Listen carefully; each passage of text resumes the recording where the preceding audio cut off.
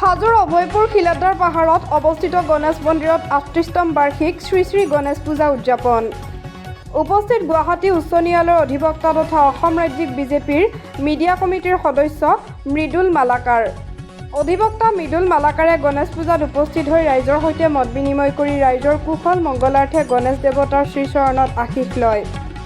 আনহাতে গণেশ পূজা উপলক্ষে হাজোৰ অভয়পুৰস্থিত গণেশ শিৱ মন্দিৰত পুৱাৰ পৰা অগণন ভক্তই ধূপ দীপ নৈবেদ্যৰে ভগৱান গণেশ দেৱতাৰ শ্ৰীচৰণত সেৱা জনায়।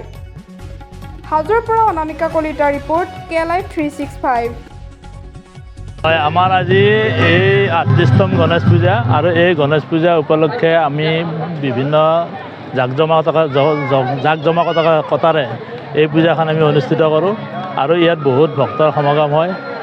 এই মন্দিৰটো আমাৰ অভয়পুৰ গাঁৱৰ শিলাদাৰ পাহাৰত অৱস্থিত আৰু অভয়পুৰ গাঁৱৰ সমূহ ৰাইজে আমাৰ এই পূজাখনত সহায় সহযোগিতা আগবঢ়ায়। লগতে এই অঞ্চলৰ যিমান স্থানীয় ৰাইজ আছে সকলোৱে এই পূজাখনত সহায় সহযোগিতা আগবঢ়ায়।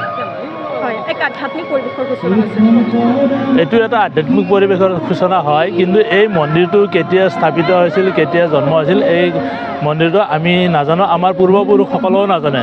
কিন্তু আমি আজি ৩৮ বছৰে ধৰি পূজা হিচাপে ইয়াত পূজা অৰ্চনা কৰি আছোঁ আৰু এইবাৰ আমাৰ ৩৮তম। এইদৰে বিভিন্ন ভক্তৰ সমাগম লৈ এই পূজাখন চলি আছে।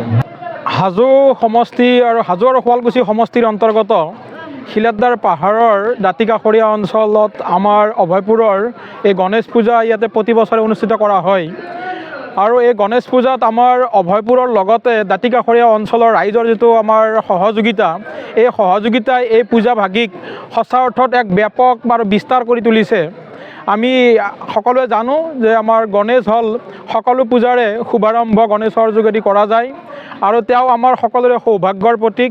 মই আশা ৰাখিছোঁ আমাৰ আজিৰ এই গণেশ পূজাৰ যোগেদি আমাৰ অভয়পুৰ অঞ্চলৰ লগতে ইয়াৰ দাঁতিকাষৰীয়া সমুদায় অঞ্চলৰ লোকৰ আগন্তুক দিনত সঁচা অৰ্থত সৌভাগ্য হওক, সকলোবোৰ ভাল কাম আমাৰ ৰাইজৰ হওক আৰু আমাৰ এই যিটো আপোনাৰ মন্দিৰ আছে এই মন্দিৰৰ আমাৰ যিটো হিন্দু সংস্কৃতিৰ যিটো পৰম্পৰা গণেশ পূজাৰ এই যিটো চলি আছে, এইটো পূৰ্বৰে পৰা চলি আছে আৰু এই পৰম্পৰা আমি চলাই নিবৰ কাৰণে আমি উদযাপন সমিতিকো ধন্যবাদ জ্ঞাপন কৰিছোঁ।